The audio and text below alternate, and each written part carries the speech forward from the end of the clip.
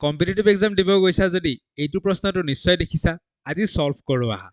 কি কৈছে যে ফ্ৰেকশনৰ কথা কৈছে আৰু তাৰ নিউমেৰেটৰ বা যাক আমি অসমীয়াত লব বুলি কওঁ লবটো কি কৰিছে 20% বঢ়াই দিছে সো ফ্ৰেকশনটো যদি আমাৰ x by y হয় লব নিউমেৰেটৰক 20% বঢ়াইছে মানে তলত 100 হলে ওপৰত কিমান হ'ব 120 এটো দি পূৰণ কৰিব লাগিব আৰু ডিনোমিনেটৰক কি কৈছে ডিক্ৰিজিং দ্য ডিনোমিনেটৰ বাই 30% যেটো আমাৰ হৰ আছে তলত থাকে তাক 30% কমাই দিছে সো অৰিজিনালি যদি 100 হয় কমাই দিলে কিমান হ'ব 70 হ'ব 30% কমাই দিলে কমোৱাৰ পিছত আমি কি পাইছো আমি 4/5 পাইছো ইকুৱেল টু 4/5 আমাক সুধিছে যে মূল ভগ্নাংশটো কি মানে x by y এৰ ভ্যালু কি হ'ব আমাক উলিয়াব লাগে এটো 100 এটো 100 কাটি দিলো এটো 0 এটো 0 কাটি দিলো ঠিক আছে থাকিল কি x by y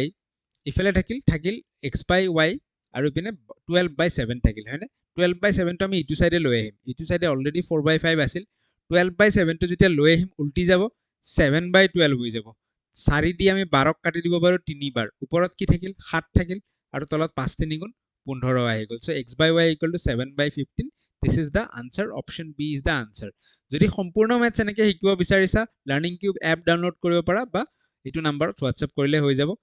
এই সিমিলাৰ প্ৰশ্ন এটা তোমালোকৰ কাৰণে কমেন্ট সেকশনত আনসাৰটো দি থৈ যাবা